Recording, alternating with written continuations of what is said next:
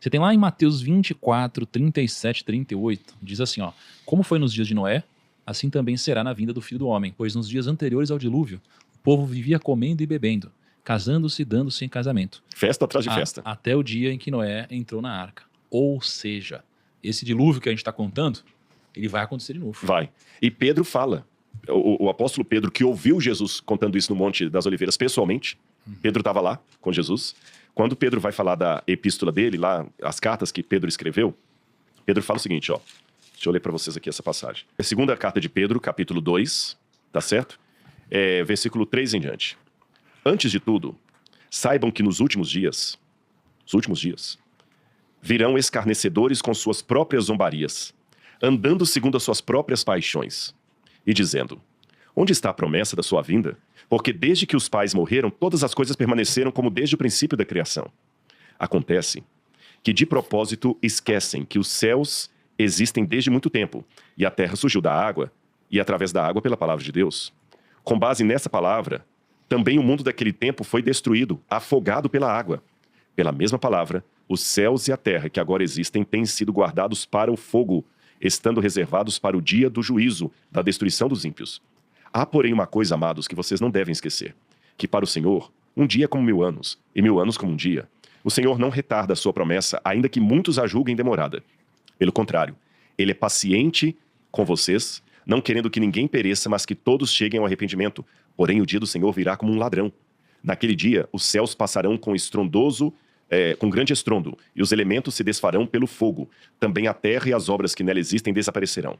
Uma vez que tudo será assim desfeito, vocês devem ser pessoas que vivem de maneira santa e piedosa, esperando e apressando a vinda do dia de Deus.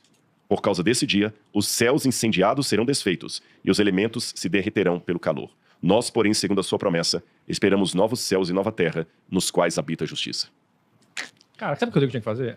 Ele tinha que... Narrar a Bíblia inteira. Narrar a Bíblia inteira. Caraca, pensamos igual. Substituir o Cid Moreira. Mas você sabe que eu gravei a Bíblia com o Cid Moreira? É mesmo? Tive esse privilégio. Ele fez uma versão da Bíblia em CD. Na verdade, era disco na época, um pendrive. E eu ia pro Rio de Janeiro várias vezes lá no estúdio e gravei com ele. Ele fez a Bíblia assim, ele fazia parte do locutor e ele pegava pessoas para fazerem vozes. Voz de Salomão. Então Salomão disse. Ele falava, né? Aí eu fazia o Salomão fazendo oração. Você é Salomão? Eu fui Salomão. Caraca! Daí vem a sabedoria. Caralho. Aliás, ele conta uma coisa desse privilégio. Pô, só uma coisa. Cara, não é possível, a gente precisa. Eu sei, Cara, eu sei. ó, a gente tá no segundo capítulo ainda. Calma. É bizarro, a gente... Não é possível. Você queria Eu vou começar a separar 2 dias pra cada gravação.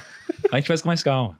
Mas olha só, o pau começou a quebrar. Beleza. E diz assim, ó. Logo depois que o Senhor fechou a porta da arca, o dilúvio durou 40 dias sobre a terra. Tem um PS aqui. Tudo na Bíblia que é muito, eles falam que é 40. Jesus ficou 40 dias no deserto. 40 anos do povo de Israel. 40 anos, choveu 40 dias. Cara, Rodrigo, são 40 dias literais? Ou esse 40, que eu já ouvi, por exemplo, de um amigo nosso, de que 40 é uma expressão antiga para denominar muito. Muito, né? Muito, pode ser um número arredondado. Ou outro significado também que alguns colocam, e eu acho que isso também é plausível, os 40 que tem na Bíblia começaram disso aqui. Muito tempo. Esse aqui foi literal, Certo. e a partir do momento que ele foi literal, ele se tornou símbolo de outras coisas. Mas 40? Mas Mas essa que Jesus foi... ficou 40 dias no deserto sem comer Ele pode e ter beber? ficado de propósito. Opa, na Índia tem muita gente que fica muito mais Não, tempo mas sem comer sim, mas sem beber? Não, a Bíblia não fala sem beber. Só fala sem Só comer? fala sem comer. Fala jejuou. Durante 40 dias teve fome. Não falou teve sede. Jejuou. Poxa, será que ele tomou água? É. Quer dizer, eu penso assim, poxa, gelado um aqui, ser humano não sobrevive 40 dias. Não, porque a Bíblia não fala em momento algum que Jesus teve sede. A Bíblia fala que ele teve fome. O diabo não tentou com água, tentou com pão. Mas será que não fala que ele não teve Faz sede porque sentido. ele era a própria palavra? Não, e, mas e quando, a palavra que... Não, mas quando Jesus encarnou, isso aqui é um pilar do cristianismo, da teologia, da cristologia, Jesus não se tornou mais ou menos humano, não. Jesus se tornou homem. A única diferença entre nós e Jesus é que Jesus não tinha pecado. Mas Jesus veio num corpo humano, um corpo que podia machucar, um corpo que podia tropeçar numa pedra, um corpo que podia pegar uma doença. Jesus, se tivesse num mundo aí... Pegar um resfriado. Ele podia pegar um resfriado, ele podia pegar Não, uma deve ter bactéria. pego um resfriado. Exatamente. Mas- Quando criancinha, Só do nariz, o essas bebezinho, coisas. ele teve cólica como qualquer bebê. Ele foi um homem de dores, semelhante a nós. Cara, então ele bebeu água no deserto. Na minha opinião, sim. Cantiozinho não aconteceu. Ele levou Mas- água mas consigo. vamos lá. 40 dias inundou o planeta inteiro. Pô, imagina, Aí olha só. que tá. As águas subiram e elevaram a arca sobre a terra. As águas prevaleceram e aumentaram muito na terra. A arca, porém, flutuava sobre as águas. As águas prevaleceram excessivamente Ou ficam algumas e montanhas? sobre a terra e cobriram todos os altos montes que havia debaixo do céu. Todos? Só essa. E as águas ficaram 7 metros acima deles. E os montes foram cobertos. Ou seja, o monte mais... Pega o Monte Everest. Cara, Foi a água coberta? estava 7 metros Aí que acima. tá. Não havia um Monte Everest. Não, é loucura. Eu vou dar de presente pra você. Eu só tenho um. Dá pro Thiago. Eu dou pro Thiago, depois você empresta ele aqui. Esse O livro Lucão, aqui... ele gosta muito de ler. Esse livro aqui foi escrito... Eu vou fazer um mexer aqui, ele é muito meu amigo, não é mas nada esse não, cara, viu? O Naor Neves. A grande extinção. Ele é um doutor em geologia pela USP. E esse camarada é incrível. Ele já tá aposentado já. E muito querido. Ele é da parte de geologia. E ele faz toda uma análise geológica do que foi o dilúvio. Isso é inédito. Deixa eu ver. Tá bom? Isso é inédito. Ele explica a questão, como é que as camadas foram formando ali dos dinossauros e tudo. E, cara, você lê esse material do Naor, você vê que só esses 3 versículos aí, que você leu, 2 versículos, isso aí daria um podcast de mais de 3 horas explicando Cara, só esses 3 aí. Você lembra quando o Umbira falava lá quando a gente tava em Israel lá? Ele pensa nisso aqui há 7...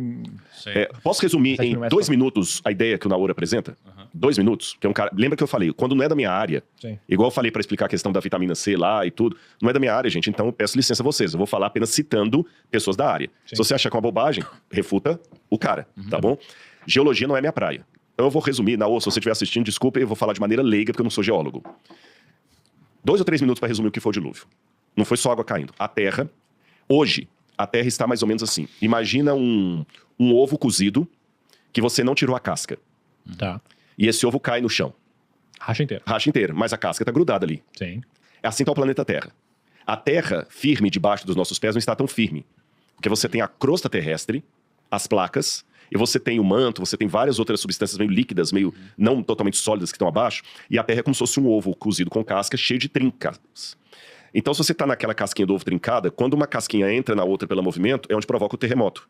Você pode ter um movimento de uma placa entrando debaixo da outra, afastando, fazendo um canyon, tá certo? O dilúvio foi uma catástrofe mundial, que nós temos evidências dela em todo o planeta, que envolveu astroblemas, pedras caindo do céu, provocando tsunamis enormes, provocando toda a morte de vida, provocando mudança do eixo da Terra, provocando mudança climática da Terra, provocando tantas coisas que a Arca só sobreviveu porque era um milagre de Deus, que ela não teria condição. Então isso provocou, em poucos dias, o que numa situação ordinária demoraria meses. Então a destruição do dilúvio realmente foi o juízo de Deus sobre a terra. Não foi apenas uma inundação como essas que a gente vê na televisão, porque se fosse, Deus teria mentido, porque ele falou que não traria mais um dilúvio sobre a terra. E inundação ainda acontece até hoje. Verdade.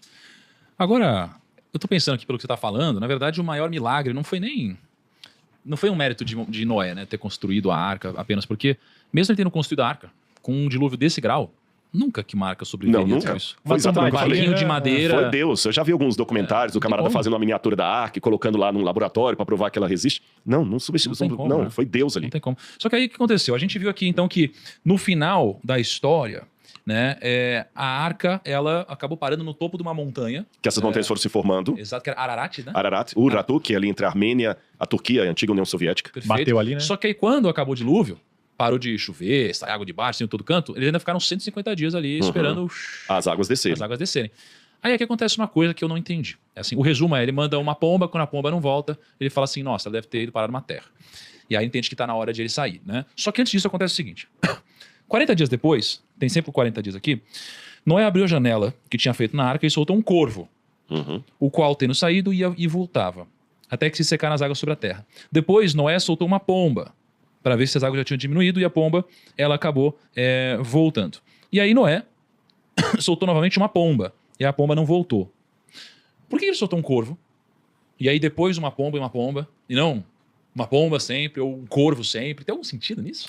Olha, a gente não tem uma explicação clara disso. E até o fato dele já ter pombo e corvo ali, lembra que eu falei a questão dos matizes? Pelo menos alguns tipos de aves já estavam definidas, que ele tinha pomba, né? Porra, logo a pomba, né, cara? Logo a pomba. Não, mas calma, naquela época, a pomba não ficava na Praça da Sé comendo chiclete. Entendi, era uma Exatamente. outra Era outra Mas pomba. lembra uma coisa, a pomba, ela consegue voar mais longe e retornar em segurança. A pomba voa mais longe. Tanto é que lembra na Segunda Guerra Mundial, o que deu a vitória para a Inglaterra, É verdade. foram os pombos correio. Pombo correio. que eles conseguiam passar lá, né, e voltar e trazer toda a informação dos nazistas, aquela coisa toda. O corvo não, o corvo voa mais perto. Então, talvez tenha sido por isso. Então. Exatamente, o corvo, ele não consegue ir longe. E aí ele voa mais perto, ou ele volta, ou ele morre. Então ele mandou o pombo, porque falou assim, se o pombo demorar para voltar, aí eu solto a pomba para ver. Você tá entendendo? Porque o pombo não vai muito longe. E se o pombo olhar que não tem coisa, ele vai voltar rápido. Então por isso que talvez ele mandou o pombo primeiro. Entendi, perfeito.